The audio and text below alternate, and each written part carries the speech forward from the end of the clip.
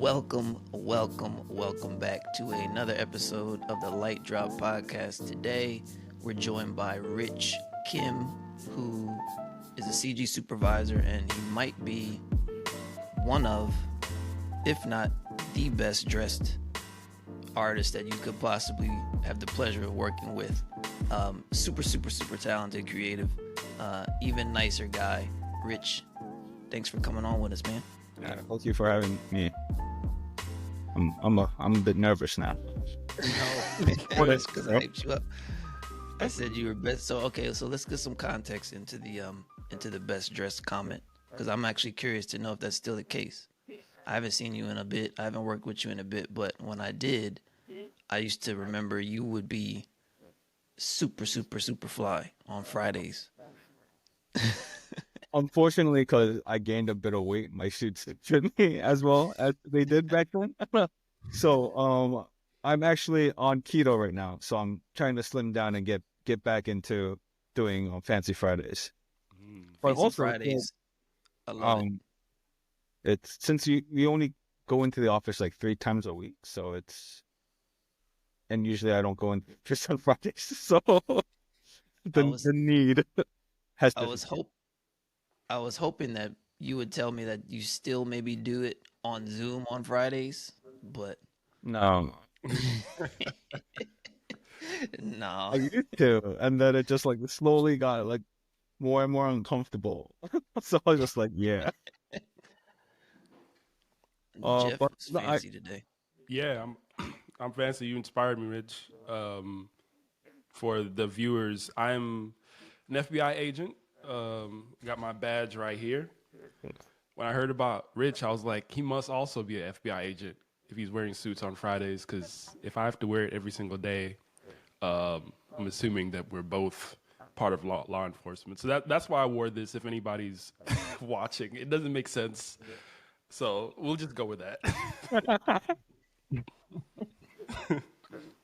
Rich, have you been, man?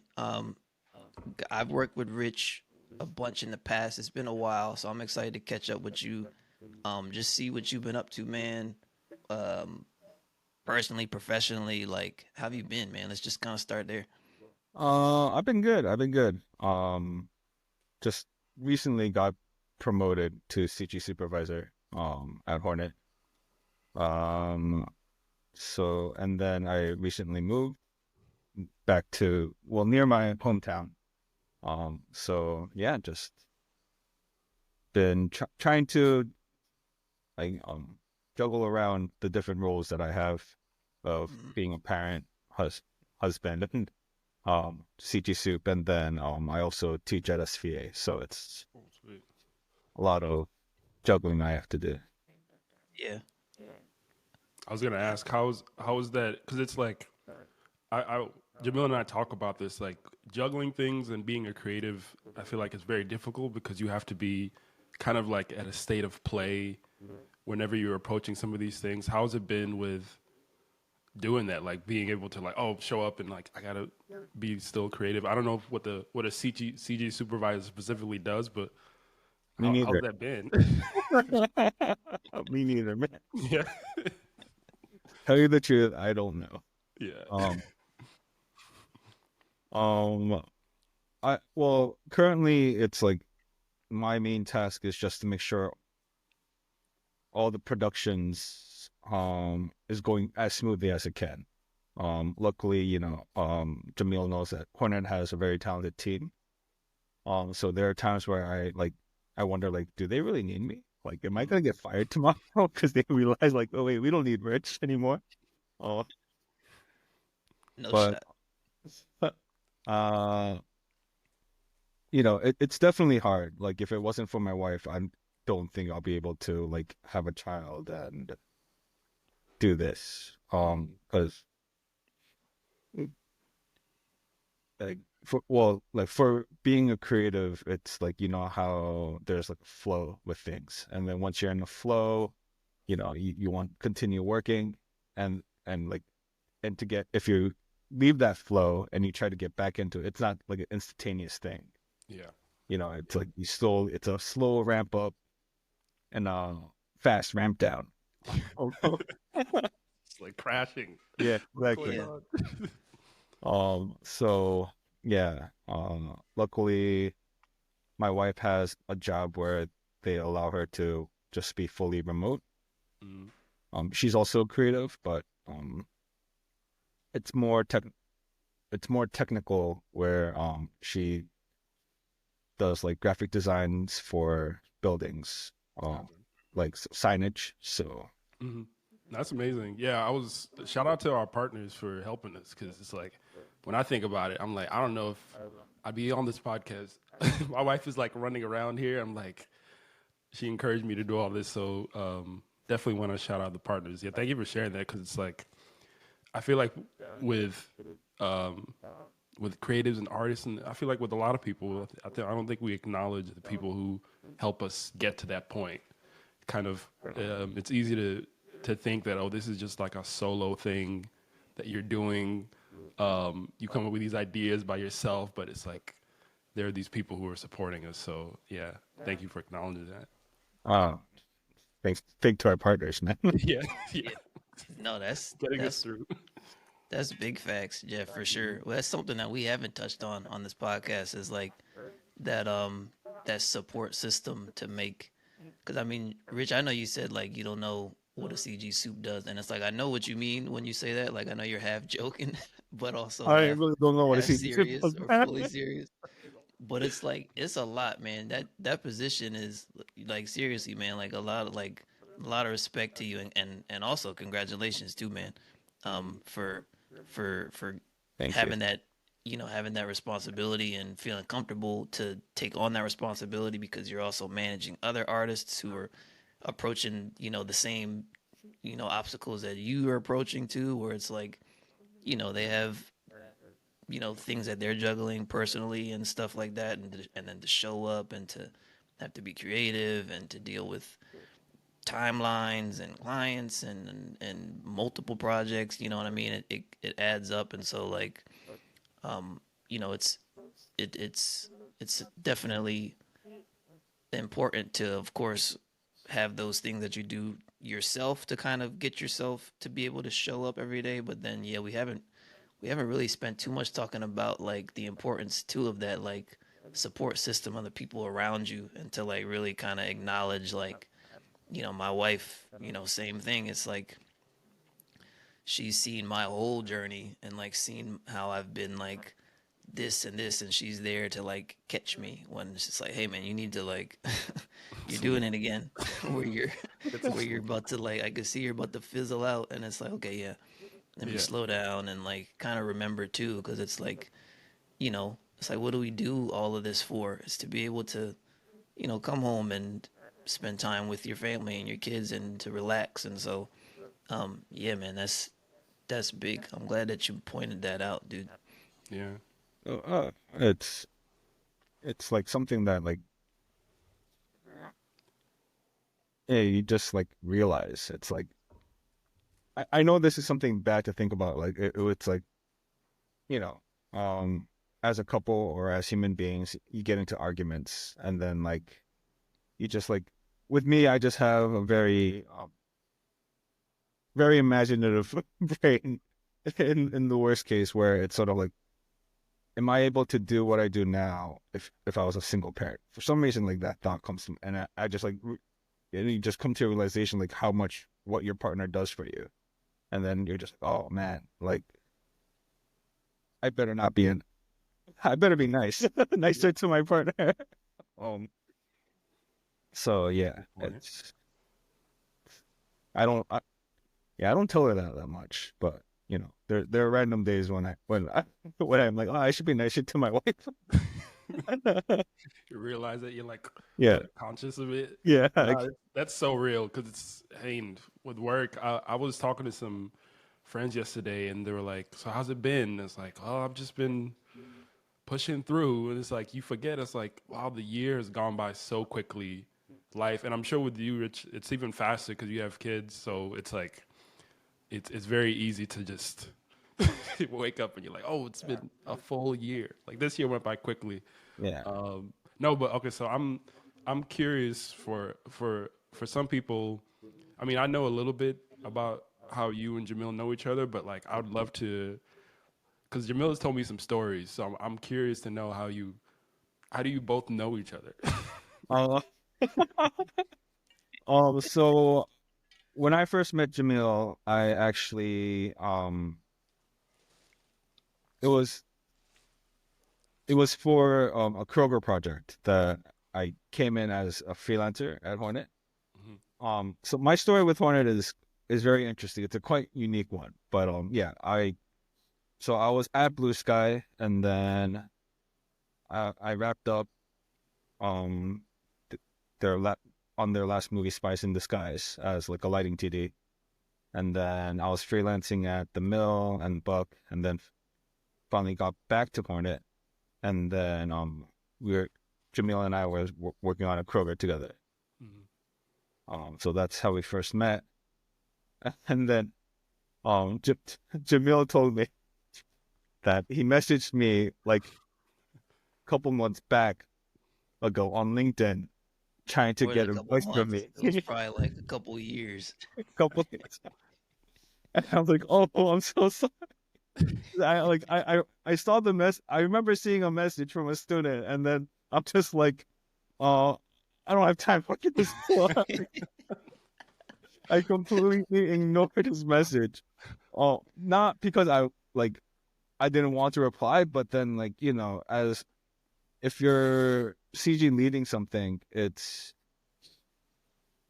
you're basically running on adrenaline every day, I feel like, Jesus. because Yeah. there is like, yes, you have your team, and you definitely as a CG lead have to rely on your team, but then it's sort of like you want to make sure all the checks and balances work out. So yeah, they're it's just a lot of Yeah, I focus. noticed. Yeah, I noticed that was one of the first things I noticed about Rich, because it's like I have a ton of respect for you, Rich, because um like when we first started working on that Kroger project, both as freelancers, I didn't even remember like immediately. Like it took like that I had messaged you like years ago, um, as like a junior artist trying to get in. I was just looking for lighting artists in general. I was just kind of reaching out to people on LinkedIn. Hey, this is my work. This is what I'm trying to do. I'm trying to get in. Like any advice, any tips, kind of thing. So it's not like I held it personal against Rich, because like we connected and we like connected on LinkedIn, but he never responded like immediately to like he never responded at all to my question like, hey, any advice, any tips or anything. And I didn't remember any of that when we first started working together. It was just like, oh, like Rich is coming on. He's more he's a freelancer like me, but he's more of a lead position. So very like very organized always in that respect. So it was like, seeing him approach like how he kind of like updated artists on what was going on and like checked on things, but like also, you don't micromanage or anything like that. It's like I always love working with Rich. And then that was kind of when I remembered, I was like, wait a minute, I feel like like I feel like I reached out to Rich or something before, and that's when I like looked back through the messages and I was like, Investigating. it was like 2016 or 2017 or something like that, I'm like sorry. 2 3 years ago. So then I was just teasing Rich about that, but then at the same time, it put a lot of things into like perspective for sure, as like, because it's like when you're more junior and you're messaging someone who's a lead or something like that, and you don't get that response, um, or you don't, or like whoever, whatever the case may be, you kind of think like, ah, man, like, they could, you may Yeah. feel like a certain type of way, but then when you see it in action, like like the way I saw Rich in action, it was like he was always on, and in that lead position, and I was like, yeah, it's like like that's a big responsibility that he's taken on, and I knew you were teaching also, Hmm. at SVA on the side too. I was like, man, Rich is like I I wouldn't think I have was teaching Pratt responded during that either. time. Hmm? I was teaching at Pratt during that time. Yeah, yeah, yeah. Well, you're teaching in general. Yeah. I knew you were teaching. Yeah. I knew you were teaching also, and I was like, Yeah, I get it. I Yeah. get why he didn't respond to like, to some dude that he didn't know like that. Like you are very much on. And it's a lot. It's a lot for sure. Well, to after you told me that you messaged me and I didn't respond, after that time, like anybody that messages me, I try to respond back. Change the game. No, probably not. So, Change the game. made Yeah. some changes. Jamil. Yeah. How many other juniors have benefited from I don't know. Jamil Endless. sacrifice. Oh man, I love it. I was gonna ask because it's very interesting because Rich, just for some context for me, I work in the graphic design industry, so when I'm approaching like a job or trying to get something, I don't I feel like with VFX, maybe contract work where it's like a little bit like that's mostly the role. People are reaching out to supervisors, managers a lot more frequently. That like that type of skill is valuable. Um, I'm curious to find out from your perspective, is it annoying for a student to reach out to you and ask you questions, or like is that even like a good way to try and make a contact with somebody? Like what would be what should Jamil have done, or what could he have done better, or he did everything he could have? Honestly, I think he did everything that he could have. hmm It's always the luck of the job, basically. Especially Mhm. that's how I see it. Because everyone has their own life. hmm It's I could have had a great day that day, and then suddenly I see Jamil's message, and I could have responded. Or I could have a stressful day, and then it's sort of like I don't want to be bothered by anything else, but just want to concentrate on the job. So, it's definitely luck of the draw. yeah. Um,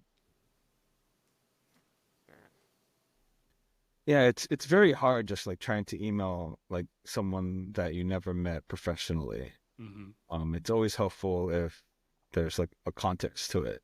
hmm That's how I feel. Like, Some people like introduce you. No, that's great advice, especially because I think with I'm gonna do a shameless plug here, but obviously at Lightwork we try and encourage artists and stuff like that to reach out to people and like learn from us. So I'm glad that you say that because like even I've been working in the design industry for like four years, maybe five, and I still get nervous about reaching out to people because I feel like, oh, this person, if they see my work and they don't respond, then I must be bad at it.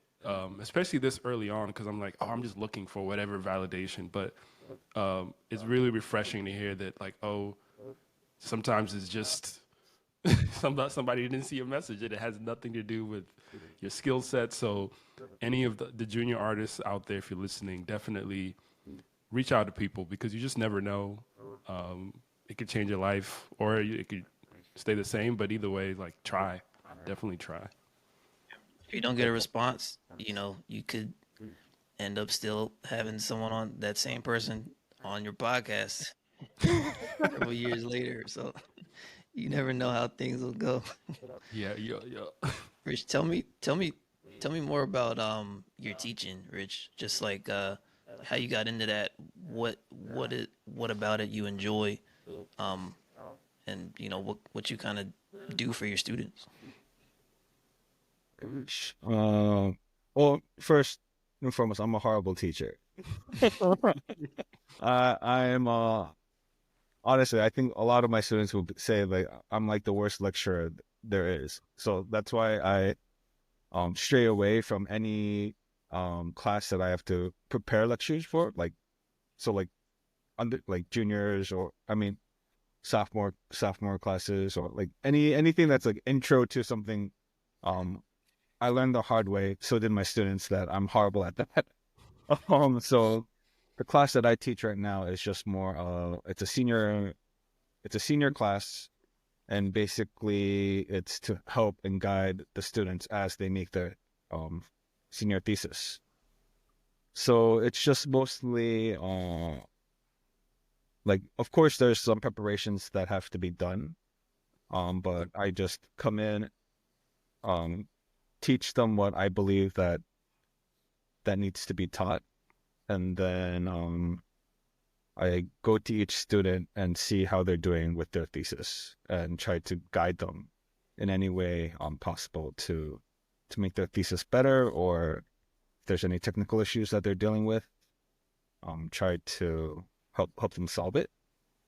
Um, the only drawback is like there's students that use like Unreal or Blender, and I tell them from the get-go like, hey, I don't know those programs. But I could help you with like any artistic decisions that you're trying to do, or guide you to how to do something. But then a lot of the stuff that I teach them, I basically teach them the um how like how Hornet's old pipeline is. So like since yeah I I like teach them how to prep their files and how to do the Olympic merging manually, because can't give them the scripts that we use.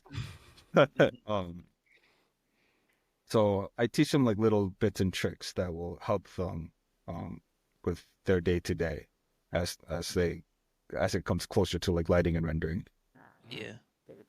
Is it? Yeah.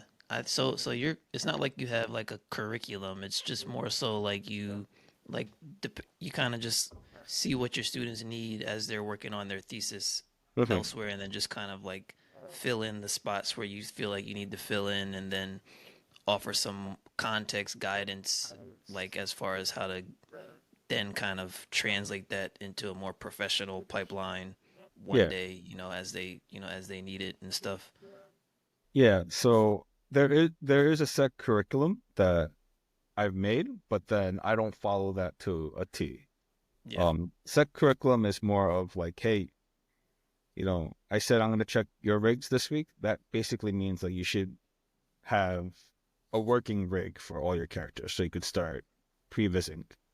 Hmm. Um, but yeah, I don't follow my own curriculum to the T because not everyone is at the same place with their thesis. Yeah. So how I see my classes, it's more of trying to help my students to make the best thesis that they can. Hmm. Um, Yeah. How'd you get into that? How'd Yeah, you? what's going on? um, just it's just more I like contacted the head of the department, and I'm like, oh, I'm interested in teaching. It's like you know that feeling, or I think every student says like college never preps you for for the real world. Mm-hmm. Um, but then it's probably mostly like no, college did prep you. It's just we were too young and stupid to fully like listen to our professors. But it's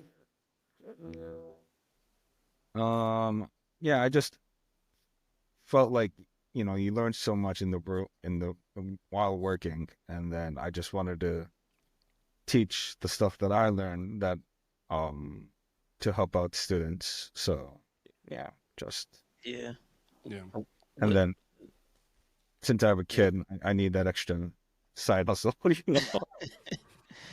Well, what is it? So take me, cause I'm curious, like, to hear more about, like, take us back to like when you were in that position, like as a student, like when you were kind of like the student that was learning these things, because I hear, you're CG supervisor, you've got a shit ton on your plate there, and then you still want to, on top of that, go and teach and, school other students on how to help them. And so it's like, um, you know, it's more than just a side hustle. It's more than just a side hustle, I'm sure, to where it's like I'm curious to kind of hear, based on your experience in that position, like how you came to just want to be involved in that, like to have to like, quote unquote, spend that time, that additional time on top of your already super busy title. Um, hmm. So I graduated from SVA 2000 and wait, yeah, 2007 from the computer art department. For granted, I was like the worst student you could ever think of. I'm basically anything academia. I'm like no. Mm. um, so like of course anyone that does bad in college, you have a hard time trying to find a job. But then I was lucky enough that I found my first freelance gig. I'm not gonna name the studio. Um, but uh that studio, like the title was like a junior lighting TD, but then I didn't really have a senior person to like go for guidance. Yeah. um they basically the lead of the project basically had me research and like create a pipeline for the whole for the project that we're working on. Not pipeline, but then like this was during the time where the only renderer that was the two renders that were available for Maya was either RenderMan or Mental Ray. Yeah. um Which meant so that you were probably using mental rate. yeah, I was using Mental Ray. And then this is before like Maya and Mental Ray like rendered out AOVs. Mm. So the lead wanted very specific render passes, and then I had to figure it out. And then the studio itself didn't have a working render farm, and it was like sort of my job to try to figure out how to have the render farm work. So they put a lot on my plate. Yeah. And like it was a crazy project, and then I was working from like 11 a.m. till 4 a.m. like for a whole month, like 2 months. Jeez. Cause yeah, I'm pretty sure they weren't happy with me because like they give me like modeling tasks and I sucked at it. I hate um I hate any task. I still do, but I'm more willing to do it. Like any task where I second guess myself while I do it, because like as a like fresh out of like because like during college or like when you learn how to model, like it's sort of like, oh, your how you model, like everything has to be quads, your edge loops need to be clean and all that stuff. So like I hated like second guessing myself with that. It's like, oh, is the typology working, blah blah blah. So like the studio like gave me like modeling tasks, I sucked. They gave me texturing tasks, I sucked. They gave me shading tasks, I sucked. But then when it came to lighting, I was like, oh, okay, he's good at lighting. Okay, we'll just make him stick to that. But I was doing, very late nights, because they didn't have a render farm, so I was like basically a render monkey. Like, I had to go to each computer, set off a render, Yeah. whatnot. So after that, I was like totally burnt out, and I was like, dude, like if this is how my life's gonna be, I don't know. Hmm. So I ended up sort of taking a long break, um, taking freelance gigs here and there, but then basically working for my father for a couple of years until I finally decided to get back into VFX after watching Iron Man. Nice. And then so I went to grad school because I was like thinking like, oh, you know, trying to contact studios while I took a 2-year break. Basically, it's gonna be hard for me to get a job. So I was like, all right, let's go to grad school. Try and basically get out of grad school and start fresh. So I did that. Still a horrible student. Um, but luckily, what happened was luckily I was a better lighter. Um, Mm-hmm. I got an internship at a studio called Rhythm and Hues. And interned there and was planning to go back to Rhythm and Hues for a freelance gig. But there was like a month gap until they were giving me a contract. So and during that time, the first studio that I ever worked at, um my the a coworker from there was a director at Hornet, and I'm pretty sure he knew I wasn't like that talented, but he saw like how hard I worked and how hard I was willing to work. So he basically that told the head of um the producer about me, and then I got a freelance opportunity at Hornet, um, and was able to yes, I worked very hard, and then when Rhythm and Hughes called me back, I told Hornet like, hey, you know, I might go to California.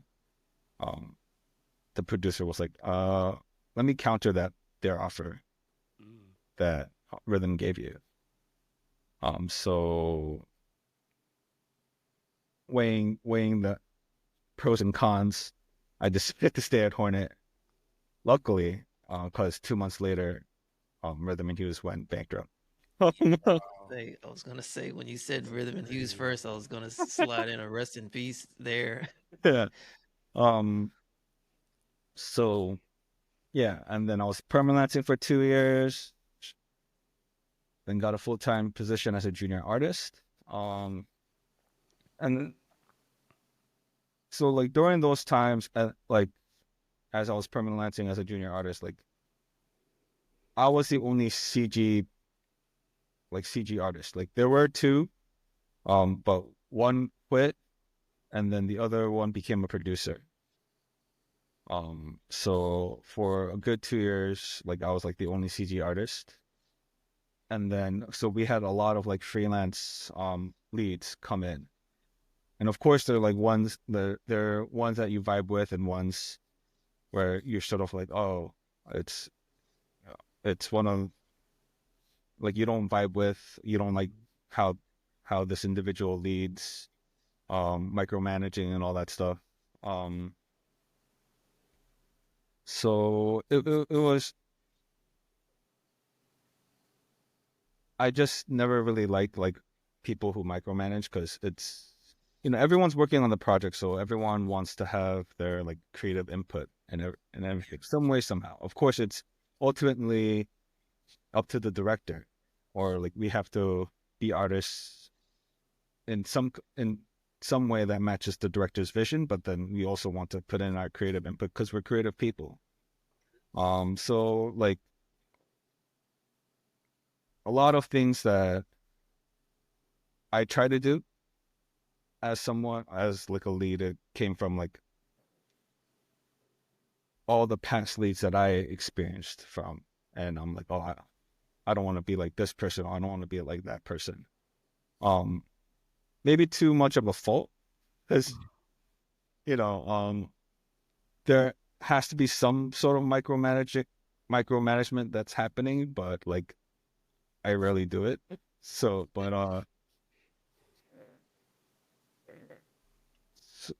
so it's sort of like that urge of teaching came from like just seeing me as a student. Um, Mm. Even though I was like the worst student there, like yeah, I was really doing bad at school. Um, I was a bad student, but then it's sort of like, oh, what if I had a teacher that sort of like showed that they cared somewhat, or like I had a teacher that like taught me some tips and tricks on how to do things. Like of course, like during college there were professors like that, but then it was more for like rigging, um, modeling, and all these other subjects. Like I never had a professor that like really taught me the ins and outs of lighting, or like how to make lighting a lot simpler. So Yeah, I Did was you gonna have? say, oh, sorry to cut you off, Jamil. I was gonna say I love that because, um, I feel like with school, at least like when I was in school, I felt like the professors and it's not anything to them, they were just like gifted artists, or they were like very smart in certain ways, and I was definitely struggling as a student, and I was like, man, I just it kind of feels like everyone is almost ahead, and it's like how am I gonna get a job after school? No one is telling me. It's kind of jarring because you kind of feel lost, and it's really hard to finish school when you feel like, what's the point? So I love it when professors are like very honest about the things that you have to do, so that you have this like kind of a clear path instead of this, you're kind of in the clouds, like as far as your career goes. So I'd rather learn from a professor like you, who was like, I had to go through some challenges to get to this spot. Yeah, it's those the best, the best teachers are the ones are usually aren't the ones that were just like inclined and like excelling in their classes, you know what I mean? Like especially you teaching students that are all doing their thesis, I'm sure you have some who are very, like you said, everyone's at a different place. So I'm sure you have some students where you're like, okay, this person technically, like they're probably gonna be just fine. You know what I mean? Like they can model, they can texture, they can shade, like they put together a render that looks pretty damn polished. And then you have other students who may be at different phases, and so it's like it's in those students that you kind of see yourself, and it's like, like even in my experience when I was graduating, like I had a bunch of my peers, they had already had internships and stuff, and like they had M&M's commercials on their demo reels from those internships, and they had, um, just really polished looking stuff compared to mine. And it was just kind of like you're looking at that, and you're like, oh, you know, am I missing something? And of course, you kind of go through that cycle of like, oh, I'm a bad student. I'm not doing this. Like, what is it? Is it the teacher is not getting to me? And then, and so, yeah, I hear that as far as like kind of wanting to teach from that perspective. I think it's extremely important to have CG supervisors in those positions like you're in that came from that path rather than just like directly kind of these stars, you know what I mean? Like star artists from the get go, because those are the ones that you're really actually going to learn from the most and be under. And I mean, like I said earlier, like even, when I was working under you, you were my lead. It was the same thing. It was just so easy to kind of see from your example, like, oh, this is the way Rich does it. Let me try and like do this. I have a question. Like, I know I can ask you, like, I also know I can say like I have no idea how to do this and not feel like you're gonna be like, well, why not? But like, Hmm. you know, so it's yeah, it's important, like I said, to have CG supervisors, professors that took the path that you took, like in those positions. uh, uh, like honestly, I was like really lucky because like yeah, like I said, I was a really good student. So you know, it's there's that saying where like people that get jobs or are able to maintain jobs, it's either they're really talented, always punctual, or like works really hard. And then out of those three aspects, you need just two of them to basically have a job. Mm. Um, Actually, I'm pretty sure there's 4 points, but then like a good personality is the fourth one. So like yeah, but then like yeah, you basically need two of these attributes to sort of like maintain a job, because like you could, since you're very talented, you could be somewhat of a mean person but still have a job. You're No, we talented. need you. Yeah. But then yeah, it's just luckily the willingness to work hard was installed into me by my parents. So Mhm. Would you say you're more of a technical person, or like are you really like a creative like at heart, you know what I mean? I think I am like I'm neither technical or creative. I'm just like in the middle. Yeah. So like um yeah, I don't consider myself a creative person, even though I want to be. And then nor am I a technical person because I'm not that smart. Like I'm just like some some geek and very Yeah. I mean that's crazy because like okay, I want to backtrack then to unpack some of the stuff that you touched on with your first freelance spot that you said you talked about like AOVs, render farms and stuff like that. I know Jeff was looking at you like smiling, but I know yeah. you have no idea. I kind of know what a So, render farm is. I used to work but for I worked as a studio manager for animation studio, but yeah, it was just like so small. I think a render farm is like what, just a computer where Yeah, everything is it's housed. basically a bunch of computers, and then you Uh, have a main computer that sort of tells the other computers like, oh, you rendered this, you rendered that. It just mhm. so it's a what? program, a render farm. Basically, yeah, it's a bunch of computers. So if you have a room with a bunch of computers and Mhm. one computer that basically tells the other computers what to do, you have a render farm. Gotcha. Oh, this whole time I thought it was like online, like just online, like it was just. Well, now it is Oh, gotcha, gotcha. with like Amazon Wow. Yeah. cloud services or Google. But like yeah, back then, since none of the, none of that technology existed, it's like yeah, physical machines.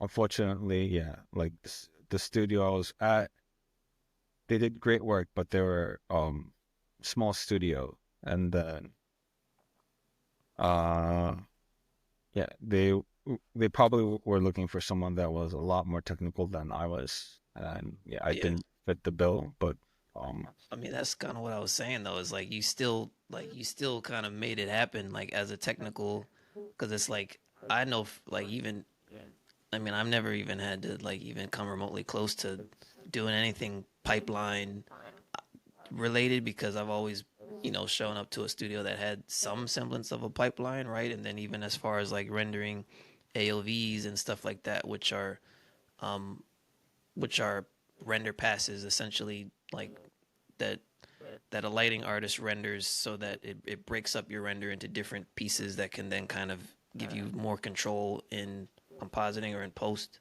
Mm. rather than just giving one image. For example, you give them like a master kind of image, but then you also have another image that controls like some specular or controls like just the color or controls like just this light. It's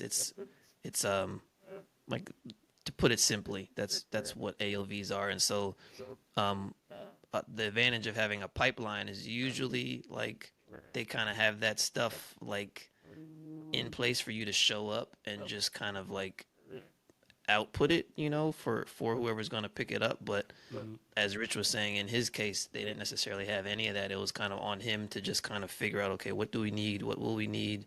How am I going to set that up? And he's a junior, thrust into this like all these technical tasks.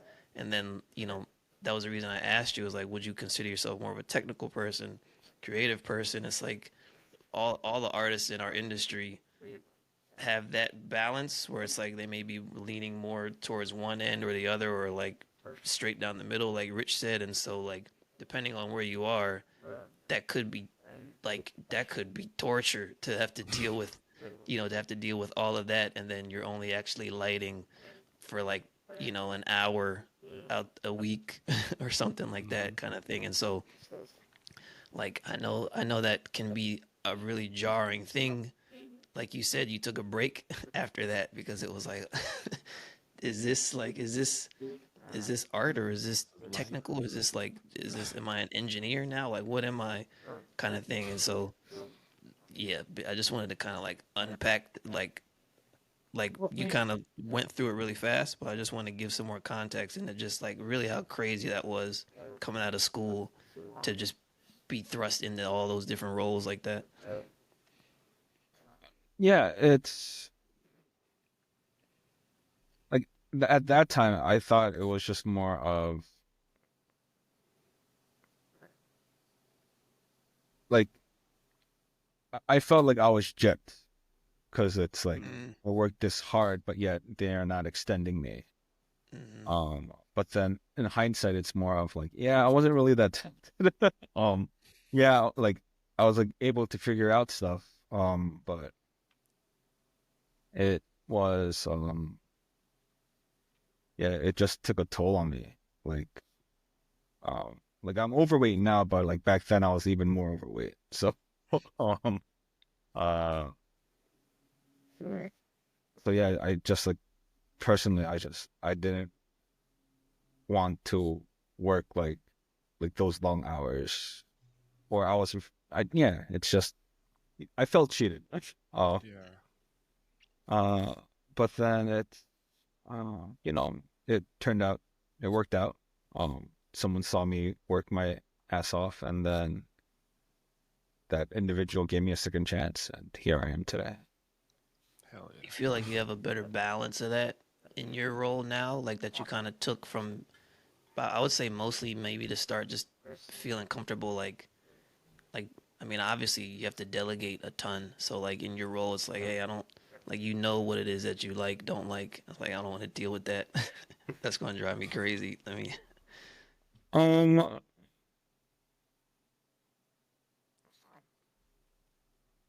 as a lead, I tried to be, of course, like we're all human, so we try to give like the most annoying stuff to other people. But also I try to lead in a standpoint of like I'm not gonna ask someone to do something that I'm not willing to do. So like but then also I know like my strong points, my or other people's like strong points. So like if there was a task to model a postcard and a task to model a car, and then I would definitely give another artist who's a stronger modeler to model a car, and then I'll just model the postcard yeah. because it just makes sense, you know. Mm-hmm. Hmm. Yeah. But yeah, it's I think out of my whole experience as being a junior, that is like one things that I try to do is never ask someone to do something that I'm not willing to do because it's a stinky feeling, honestly. Like I had leads where like I'm staying late and the lead just leaves and saying, "Oh, I have to go get a haircut." Oh, Leaves and that's wild. they say that they're gonna come back, but they never do. As like a junior artist, it's just a very bad feeling. I feel like. Um, Yeah, that's a red flag for sure. It's like your lead goes to go ahead and get a haircut while you're working. yeah. Yeah. So I got that. I mean, uh, like I said, working with you as my lead, it was like I picked up on all of that for sure. Like it's um I've been fortunate really now that I think about it. Like I don't think I certainly none memorable that are leads that I felt kind of like that way about. It's like all of my leads have been that and have been about that, really, like you said, I think that really sums it up best is like they wouldn't ask you to do something that they wouldn't be willing to do themselves, or to take care of it. And it's like, delegating to strengths and just knowing it's like, because a lot of it is like, 'cause I knew none of this about you until you just explained it, but it's like, I still feel like I did know that, just working under you. It's like, yeah, he's put in, just as much effort as I know I have. And it's like when you know that you've done that yourself, like you have to feel that way about whoever it is that's asking you to do something else, because it's like, even if you don't know the specifics of their background, it's like you still pick up on that. And so I definitely feel like that comes through with you, Rich, and I'm sure like everyone else who's worked under you will feel the same. Hopefully. Yeah. I, Hopefully. I was gonna jump in. Okay, so I was gonna ask what. Okay, sorry to, because I'm like trying to also figure out some of the terminology. What is a lead? Is that like somebody who So, checks out your work before you send it off, or what's the? well, the lead is basically the manager of the project. So, and usually in a commercial setting, the lead of the project. So, usually there's a CG lead, and then you have your senior artist and your junior artist. Mhm. So the CG lead is somewhat of like someone that is also a senior artist themselves, but then they are delegating the tasks that need to be done to the artist, um, that for artists that are in the project. So they are the day-to-day like keeper of the project themselves. Gotcha. Okay, that makes sense. Yeah, I was trying to think about it how it relates to graphic design, but I think it's the same. There's always like a Yeah. senior designer, someone who like makes sure that everything is going to plan, or they'll delegate. So no, thanks for breaking that down, because I Oh was no, no problem. what are y'all saying? What's a lead?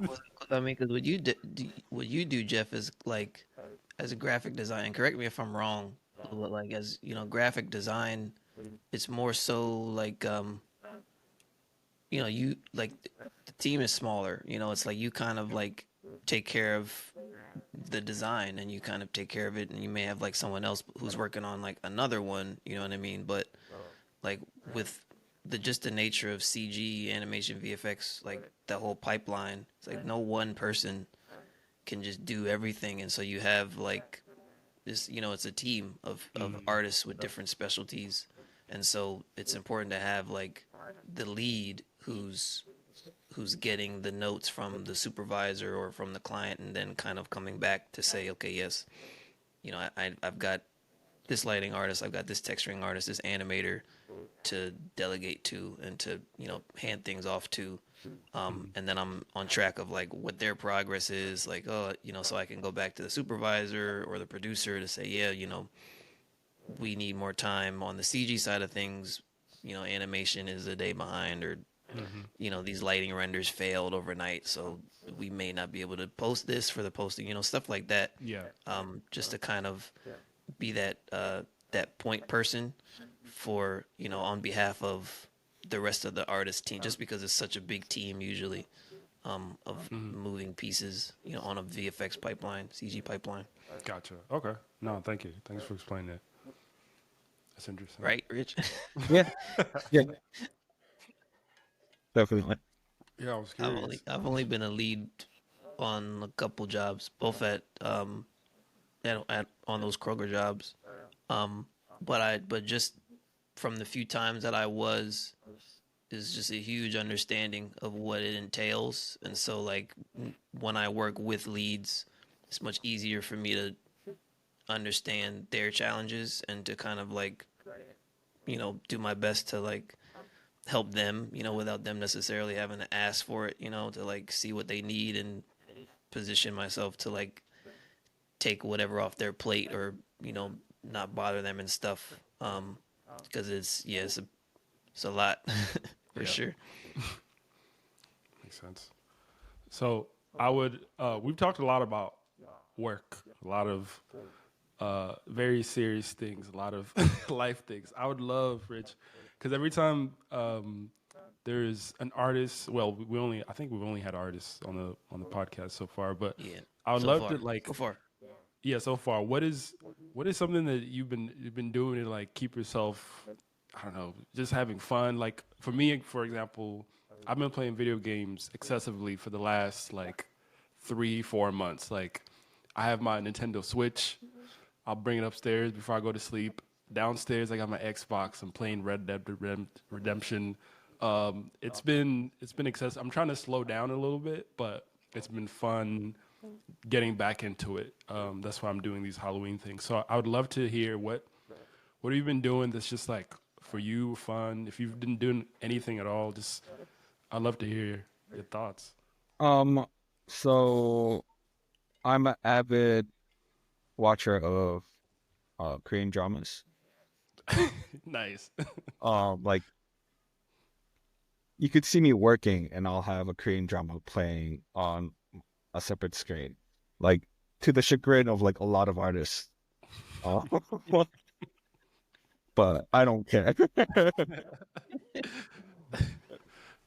love Like it. our day is stressful enough. I want something to sort of help me relax and so I could push through whatever. Mhm. So yeah, like you have your Switch. I once I'm home, I want to relax. I just want to zone out. I just watch Korean dramas. Korean drama. Um, Okay. My and then my wife loves Korean dramas. Those are on often in my house too, and I've sat down to watch like some of them with her, but a lot of them like they have that really whimsical vibe to them for sure, where it's like I get what you mean about just having it on the side to just like lighten up the day. it, I have to check that um, out. and then uh, shopping. Hmm.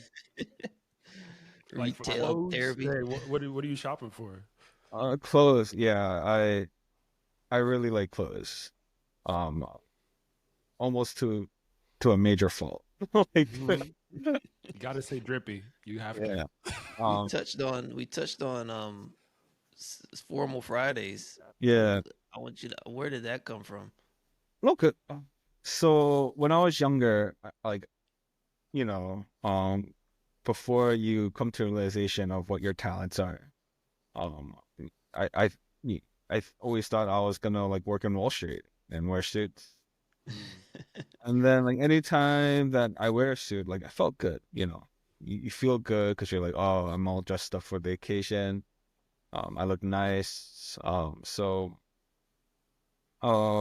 Like especially in the creative world, it's always casual.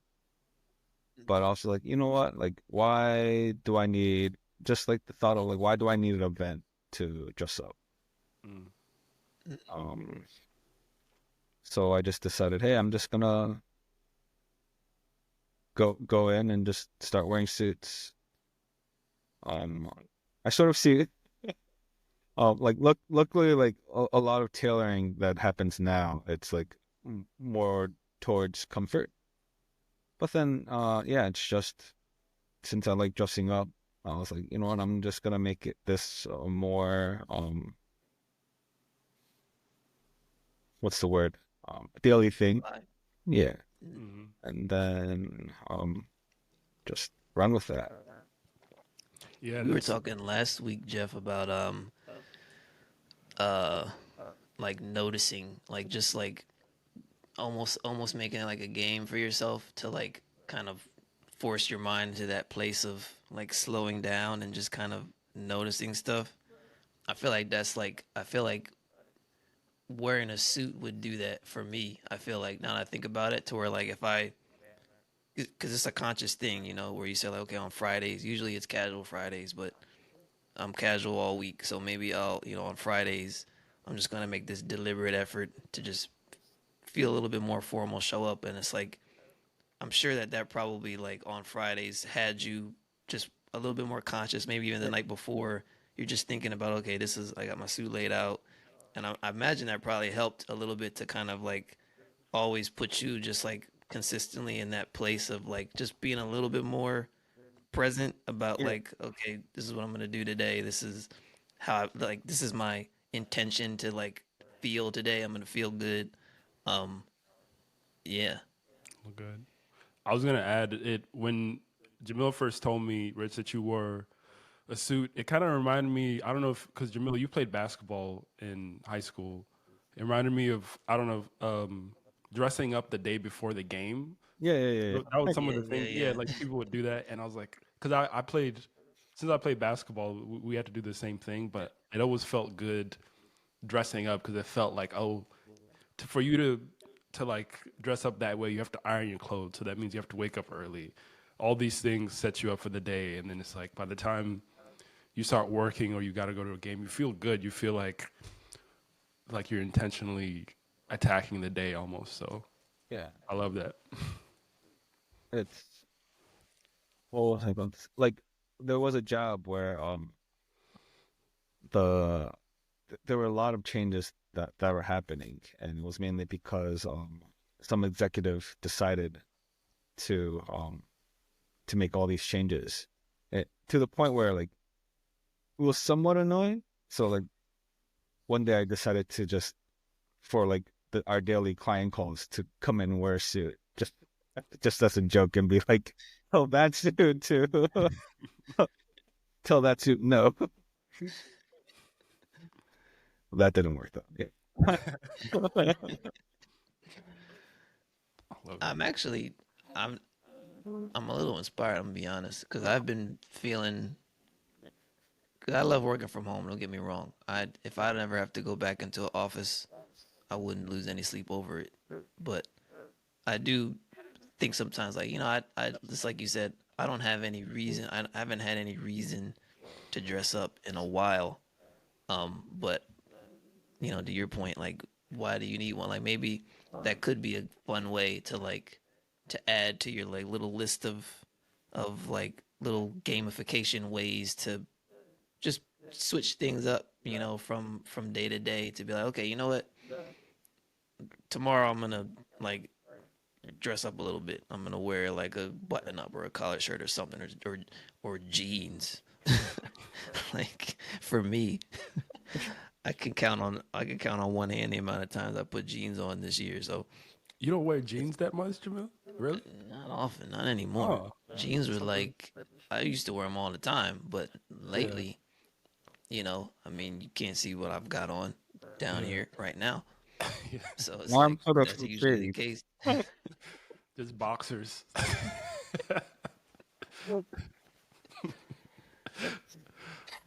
That's a good point. But No, wait, but you're in Georgia now, right? Sorry, Joe. no. I was saying, yeah. Like I also agree. I mean, I feel like it puts you in a different space, but it is Mm, nice to wear like nicer clothes, yeah. even in the No, gym though. Rich, I'm in Virginia. I'm in Virginia. Oh, yeah, Virginia. Okay, Yeah. So it's cold there. more. What'd you say? It's cold there. Wear some jeans. Mm. It's Come on, man. windy. It's When it's like yeah, it's definitely that time of year where I could do it. I'm gonna I don't know, like I said, just the nature of we're both from New Jersey. Like you said, just before you even had the idea of talents or like what you were gonna do, you just had this idea of you working on Wall Street, yeah, going in with a suit. I had something relatively similar. I didn't think it would be like a daily thing, but it's like, you know, I was like, oh, I saw my dad, wearing suits to go into the office every day, so it's kind of like you think it's like not of our time, to do that, like, this day and age that we live in, especially in the creative industry. But to your point, like you said, again, it's like you don't need a reason. It's just a good way to kind of like be a little bit more deliberate about what you're gonna do, what you're gonna wear, and that could be helpful. That could be a good way to you know put you a little bit more focused and go into the day with a little bit more intention. Hmm. Jamil, what were you gonna be? Rich, I knew you would have been a banker somewhere. Jamil, what were you gonna be if you weren't an artist? Like, I don't think we've ever talked about that. Oh, if I wasn't an artist, I wanted to Yeah. be. So I wanted to be a. I won't say for the longest, but when I was in like elementary school, I definitely thought I was going to be a detective. I said Mm. like I used to say police officer, but what I meant was like detective, like I was going to be like solving crimes. Hmm. I thought that was what I wanted to do, was just like and I think most of it came from like movies that I would watch, and like just I thought I would be like an action junkie, car chases and stuff all the time, but by and large, I thought I was going to be a detective. I feel like that could have been up my alley, but Yeah, there's still I don't time. know. You're doing On it, the side. right? I'm not sure what I would have been, but yeah, I'm still don't. I don't know what I because I think about that sometimes. Whenever I'm like really in the trenches, as Jamil and I talk about, where it's like you're working on a project for like months and you're exhausted, and I'm like, I don't know what I would have done if I didn't find this path. I don't if I wasn't an artist in some sort of way or creative. I don't know. It's it's kind of scary to think about. It's like, did I think about anything else? No other choices. I was just like, this is it for me. Rich, were you when you were working with your father for those like that little hiatus that you made, was that like manual labor? Was it like office kind of stuff? Was So it like in parallel or like it was so my father owned a beauty supply store that's catered to the African American Latino. mhm, Um, so it was like wigs, extensions, mhm. perms, and all that stuff. Uh, so yeah, it was just like retail. Um, Yeah, like retails. Okay.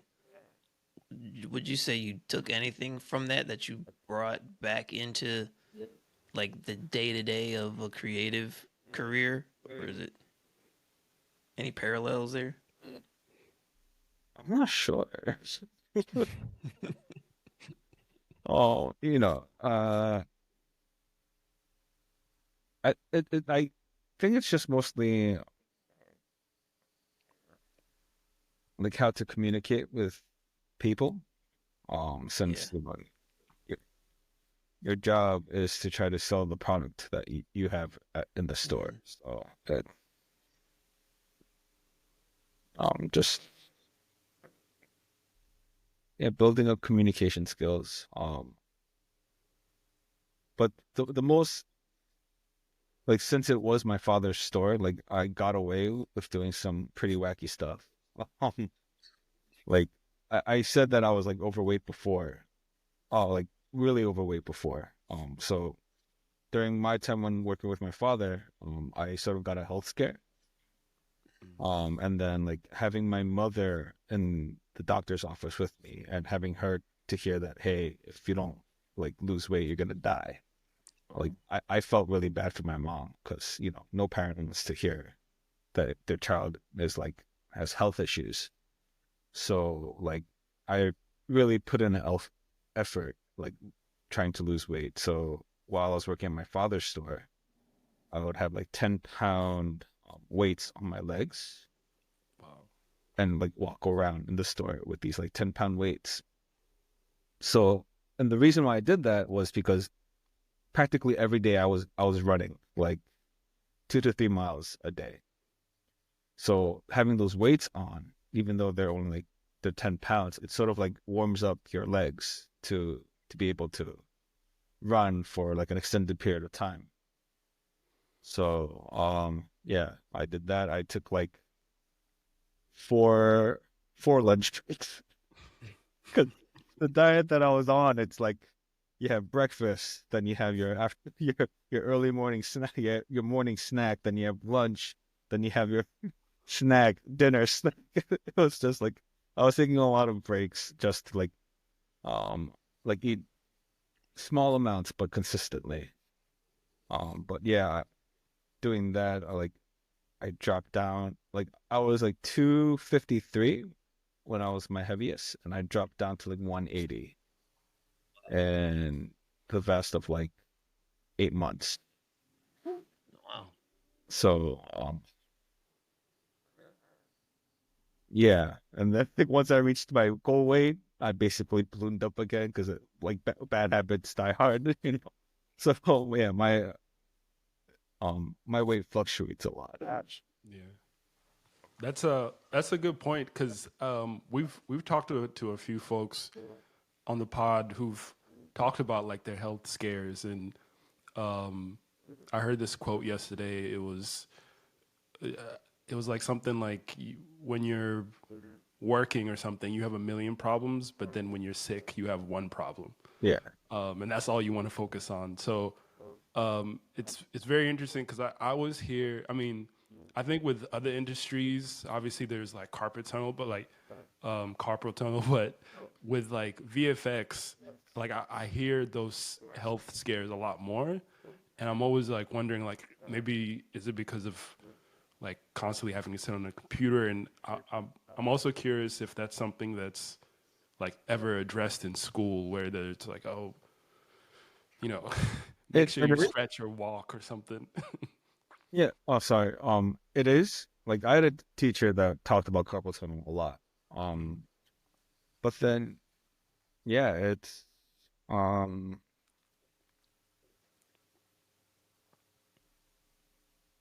yeah, it's like uh, I think a lot. Like, well, with society today, it's gotten a lot better where people, they check their mental health, they check their physical health. Like, um, people are a lot more aware. It like a lot of the health issues that it's just there's people that sit in front of the computers for long, long times. And then when you're like working, you don't really think about like, oh, I'm gonna eat healthy today. Like Mm, if you're stressed, the first thing I want is something very greasy or something that's just gonna satiate my me feeling crummy. But usually the Yeah. things that we eat make us feel crummy. right. Hmm. All sluggish. um, We were talking about this like um there should be like a class, like an actual course in schools that are preparing people for creative careers to be like, because it's habits, like you said, like especially when you're coming out of school, you build these habits of like work, work, work, study, study, study, grind, grind, grind, and then those habits are hard to break when you get working. It's like it's actually hard for you to slow down and to like take care of yourself. So I feel like there could be a actual course like like rest and recovery 101, just to like get people to actually practice doing it.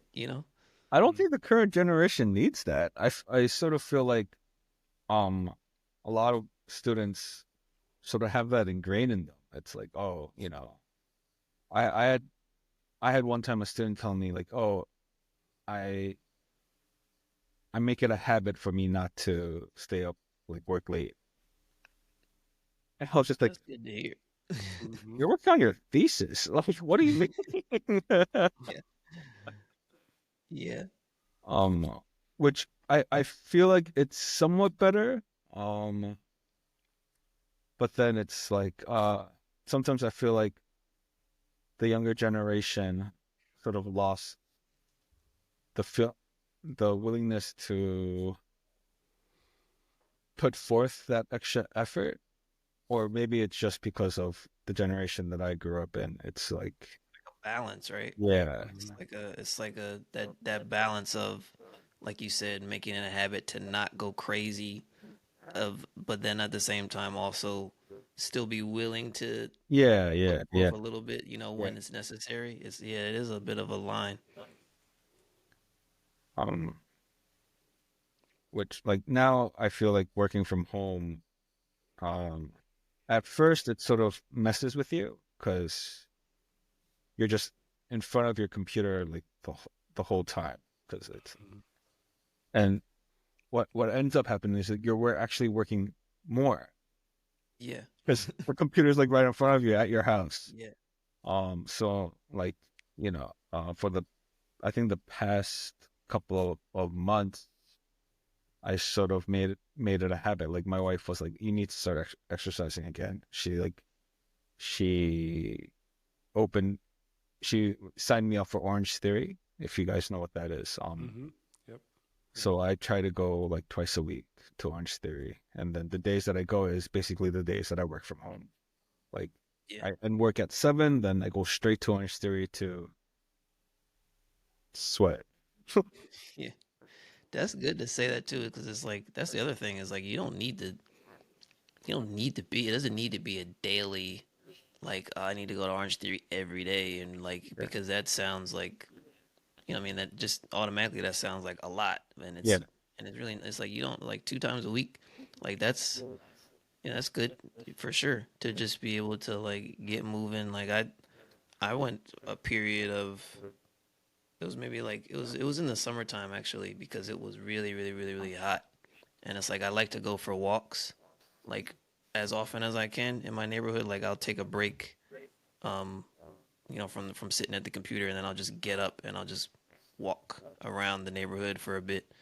But in the summertime, it was just like it was actually so hot, like I like it wasn't advisable, like an advisable thing Yeah. to do. And so there was like a period of time where it was like a few weeks where I just wasn't doing it as consistently as I had been, and even just that alone, like I just felt it, like I was just like tense a lot, and like I felt the stress would come on easier, but um yeah, it is a weird thing of of working from home or just having easier access to work causes you to work more when you think Yeah, it'd be the opposite. Yeah. that's a good point because it's like you can just sit at your desk and just keep working. Um, you're expected to be there at a certain time because it's like, oh, you don't have traffic. So it's like if you're not careful, um, after a few years, you can develop some really bad habits. So, I mean, I don't know. It's Yeah. a Oh, yeah. difficult balance for sure. Because like you think like, oh, I'm already home. Like what? Like Hmm. working that extra hour isn't that much, and then that extra hour becomes 2 hours, 3 hours. Like, Hmm. yeah, it's not Not a good. bad bit. Love it. Should we talk about some? Um, I don't know why What I'm you got? blanking. Huh? Huh? I think it's a I light. mean, I Rich, feel like that's this light is like blinding me the Yeah, whole time. I feel like I'm being interviewed wait. doing Did something you for give myself. wait? By the way, we talked about the context. We Rich chatted a little bit before we started recording, but did you give context? Anybody's watching why you look like you're in an absolute like disco right now? Yeah, I did. Okay, so those of you, just to recap, FBI agent right here. I've been an FBI agent since the '80s. You could clearly see in the afro, um, is that a and real picture of you? that is a real picture. Yeah, Oh, 'cause really? I have that whole afro. Um, yeah, I was dressed up for Halloween last night. I felt like this was a very special episode. Jamil has talked about Rich before, so I was like, I gotta dress up. And yeah, so I just decided I was like, I'm gonna keep this table where it is, keep it special for Rich today. Well, if I knew, then I would have dressed up as well. No, I'm here for you, bro. I'm here for you. I'm the only one who need to dress up today. It's Saturday. But yes, Yo, that is the Rich, context. Rich, appreciate you, dude. I'm glad we finally got to catch up and Yeah, get you on. I always felt bad. I was like, yo, when are you gonna have me on? And then I always postponed it. I No. was like telling my wife, I'm like, I need to be on the podcast today. Like, Be like, I told you I didn't respond to Jamil in 2017.